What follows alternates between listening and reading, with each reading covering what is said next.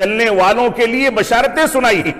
تو مدینۃ الرسول صلی اللہ علیہ وسلم کے اس دار الحدیث میں، جس دار الحدیث کی تاریخ ہمارے ہندوستان کے اسلاف سے جڑی ہے، یہ دار الحدیث جس کو ہمارے بزرگوں نے عربوں کی علم حدیث کی ضرورت کو پورا کرنے کے لیے مدینہ منورہ میں آ کر کے قائم کیا، تاکہ یہاں سے سفر کر کے مشقتیں اٹھا کر کے عرب دنیا کے جو لوگ ہندوستان جاتے ہیں وہ جا کر کے علم حدیث حاصل کرتے ہیں، وہاں سے علماء کو بھیج کر کے اس دار الحدیث کو یہاں قائم کیا گیا، تاکہ علم حدیث کو حاصل کرنے کی پیاس کو عرب علماء یہیں پر بجھا سکیں۔ یہ اس دار الحدیث کی مختصر تاریخ ہے۔ یہ دار الحدیث کوئی معمولی کارنامہ نہیں ہے، یہ دار الحدیث کوئی معمولی جد و جہد کا نتیجہ نہیں ہے۔ یہ دار الحدیث احمد سیف الرحمن جو اس وقت دار الحدیث کے مدیر ہیں، ان کے دادا رحمت اللہ علیہ نے اسی مدینۃ الرسول میں جب آپ باب السلام سے داخل ہوں گے، اور باب السلام سے داخل ہونے کے بعد داہنے جانب جو مسجد نبوی کا علاقہ ہے، جہاں وہاں کی پہلے لائبریری ہوا کرتی تھی، اسی علاقے میں اس کو قائم کیا تھا۔ جب مسجد نبوی کی توسیع ہوئی تو اس کو باہر منتقل کر دیا گیا، اس میں علم حدیث کا وہ منہج دراسی پڑھایا جاتا تھا جو ہندوستان میں علماء حدیث اور اہل الحدیث کے محدثین اختیار کیا کرتے تھے۔ تو یہ دار الحدیث کی تاریخ بھی بڑی عجیب تاریخ ہے۔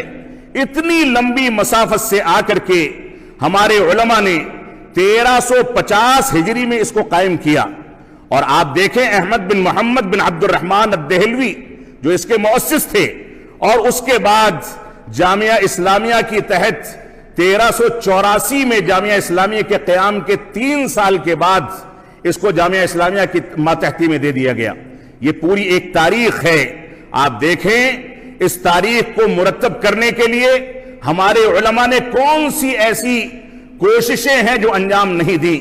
اس کے بعد یہاں پر عبد الرحمن افریقی رحمت اللہ علیہ، جن کی وفات 1377 میں ہوئی ہے، وہ اس کے مدیر بنائے گئے۔ اس کے بعد ہمارے بزرگ اور میرے والد گرامی رحمت اللہ علیہ کے استاذ عمر فلاتہ رحمت اللہ علیہ، جو 1419 میں جن کی وفات ہوئی ہے، وہ اس کے ذمہ دار بنائے گئے۔ اس کے بعد یہ اسی خاندان کی ماتحتی میں دے دیا گیا جن لوگوں نے اس کو قائم کیا تھا۔ تو یہ ایک پوری تاریخ ہے۔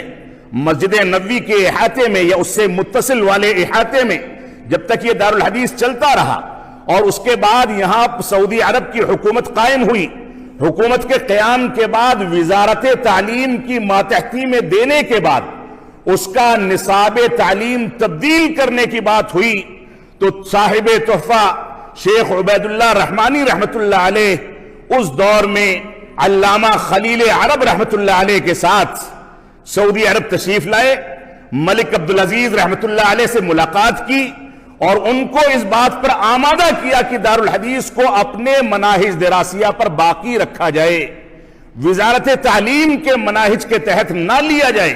اور ملک عبدالعزیز رحمت اللہ علیہ نے ان کا استقبال کیا، ان کے مطالبے کو پورا کیا گیا۔ اس کے بعد کے ادوار میں اس کو وزارت تعلیم کی ماتحتی میں دی دیا گیا۔ یہ علامہ خلیل عرب جو نواب صدیق حسن خان رحمت اللہ علیہ، جن کے شاگردوں نے 1352 ہجری میں دار الحدیث مکیہ مکہ مکرمہ میں قائم کیا تھا۔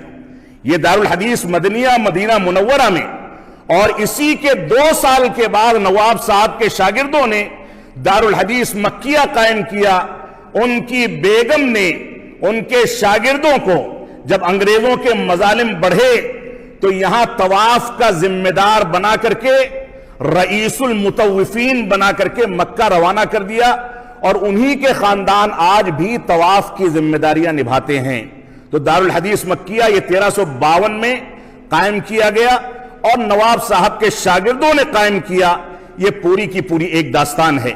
نواب صاحب صدیق حسن خان رحمت اللہ علیہ بھوپال سے چلے، بحری راستے سے ان کو آ کر کے حج بیت اللہ انجام دینا تھا، لیکن یمن میں حالات خراب ہونے کی وجہ سے ان کو سفر وہیں روکنا پڑا، آگے سفر کرنا ممکن نہیں تھا، لہذا یمن کے علاقے میں وہ لوگ نکل گئے اپنے شاگردوں کے ساتھ، اور پورے یمن میں جو علماء کرام تھے ان کو چھانٹ لیا، ان کے مخطوطات چھانٹے، اور علامہ خلیل عرب رحمت اللہ علیہ کو وہاں سے دعوت دی کہ آپ ہندوستان تشریف لائیں اور ہندوستان میں ہم آپ کو مسند افتاء پر فائز کریں گے۔ اور یہ ایک پوری داستان ہے۔ وہی علامہ خلیل عرب اور ان کے خاندان کے دوسرے لوگ ہندوستان پاکستان میں بسے، اور یہاں آ کر کے صاحب تحفہ رحمت اللہ علیہ کے ساتھ ملک عبدالعزیز رحمت اللہ علیہ سے بات چیت کر کے دارالحدیث کے لیے پورے کارنامے انجام دیے۔ تو یہ دارالحدیث کی ایک تاریخ ہے۔ میں اپنے آپ کو اس بات کا مستحق ایک سیکنڈ کے لیے بھی نہیں سمجھتا۔